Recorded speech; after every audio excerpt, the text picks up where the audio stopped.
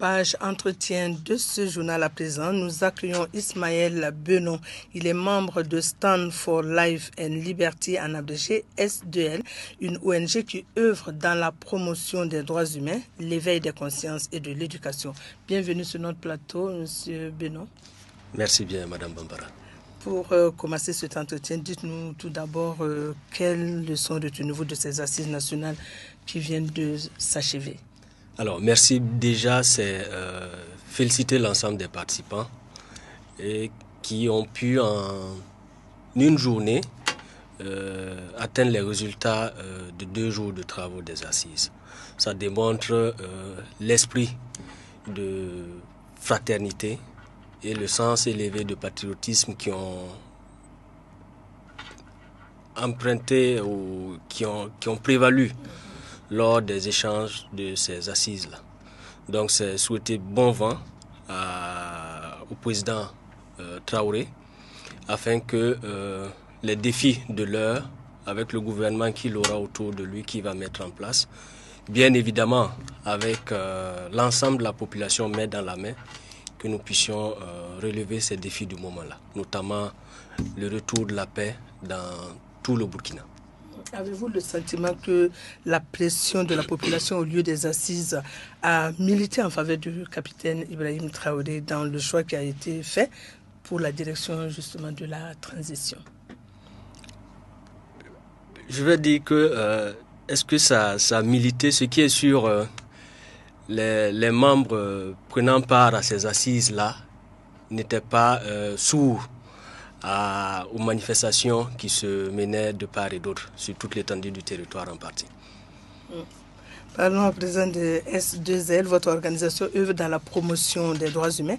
Quel est brièvement l'état des lieux des droits humains au Burkina Faso aujourd'hui?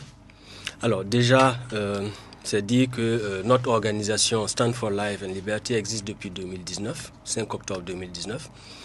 Elle a été mise en place aux États-Unis par un de nos compatriotes, le sieur, le Standi Daouda Emile Ouedraogo. Et pour revenir à votre question, je pense que le chemin est long. Nous ne pouvons pas dire que l'état des lieux des droits humains est sans tâche. Mais le travail se fait sur le terrain et c'est un travail de longue haleine.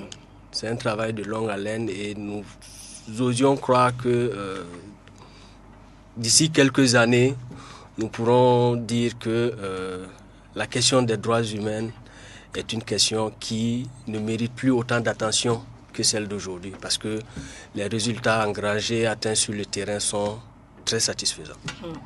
Et le 21 septembre dernier, la communauté internationale a commémoré la journée de la paix. Que représente cette journée-là pour l'ONG S2L dans un contexte de guerre un peu partout dans le monde et plus précisément en Afrique? Alors, l'une des missions de notre organisation Stand for Life and Liberty est de promouvoir la paix, le vivre ensemble, la cohésion entre les communautés.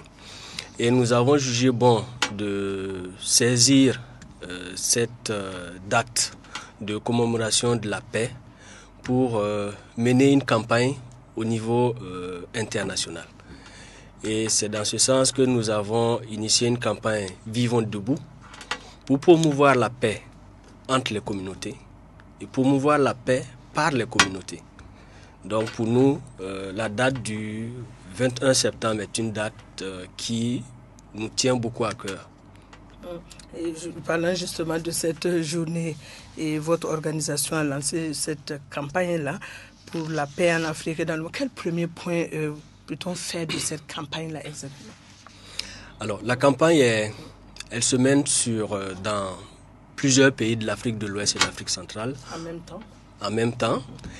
Elle se mène à travers les réseaux sociaux et à travers une communauté de médias. C'est là où je m'arrête un peu pour dire merci à Impact TV qui nous donne l'opportunité de faire la promotion de cette campagne-là. Donc, elle se déroulera depuis la date de commémoration de la Journée internationale de la paix, c'est-à-dire le 21 septembre, sur 3 mois.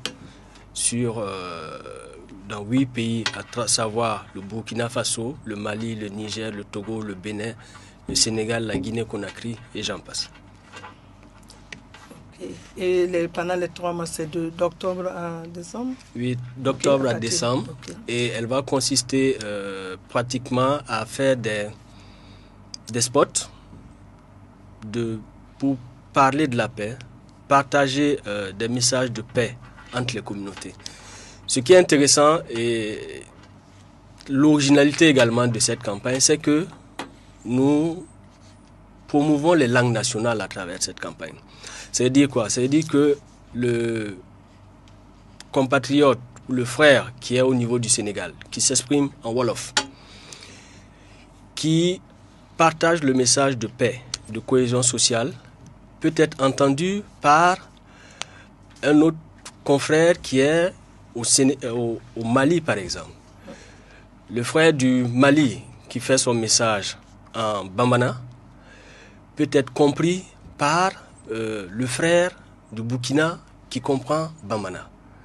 Et ben, il en est de même pour le frère qui est en Côte d'Ivoire, qui fait le message en Sénoufo, qui peut être compris également par un frère qui est au Burkina, qui comprend la langue Sénoufo. C'est pour contribuer au brassage des populations, contribuer à ce que les communautés comprennent que c'est ensemble, main dans la main, que nous pouvons instaurer la paix, cultiver la paix dans nos cœurs.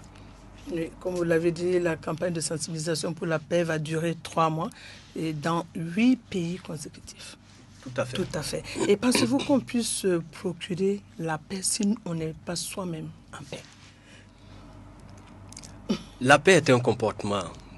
C'est pas un vain mot, comme le disait Houphouët-Boigny. Et nous sommes convaincus qu'il n'y a de paix extérieure que avec la paix intérieure.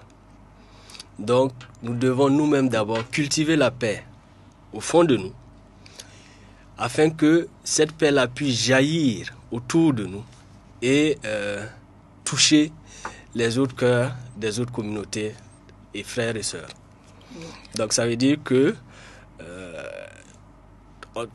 on commence la paix sur soi-même en développant un esprit de paix autour de nous et pour que ça contamine également les autres.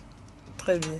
Et vous existez depuis donc 3 ans. Quel bilan vous pouvez faire déjà de ces 3 années d'existence? Alors en termes de bilan, au niveau du Burkina Faso, nous pouvons dire que les élections présidentielles et législatives couplées de 2020, l'organisation Stand for Life and Liberty était l'une des organisations qui était représentée dans presque toutes les 45 provinces. Et cette représentation s'est faite de manière bénévole par des observateurs qui étaient accrédités par la CENI. En plus de cette activité, il y a la campagne de paix que nous menons depuis le 21 septembre.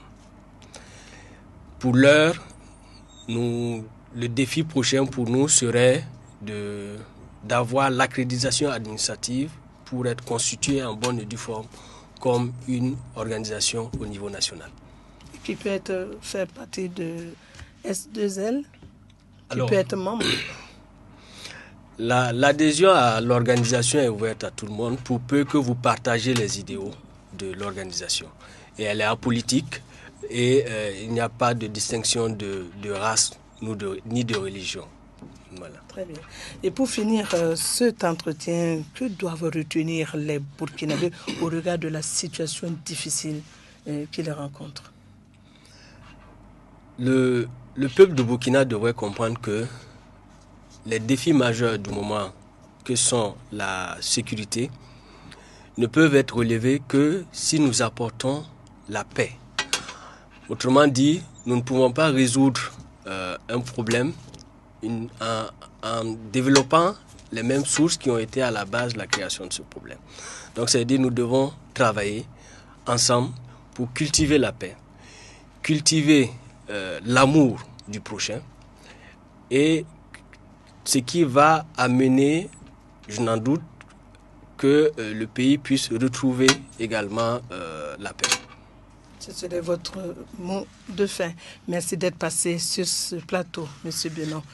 Notre invité était M. Ismaël Benon. Il est membre de Stand for Life and Liberty, S2L, une ONG qui œuvre dans la promotion des droits humains, l'éveil des consciences et de l'éducation.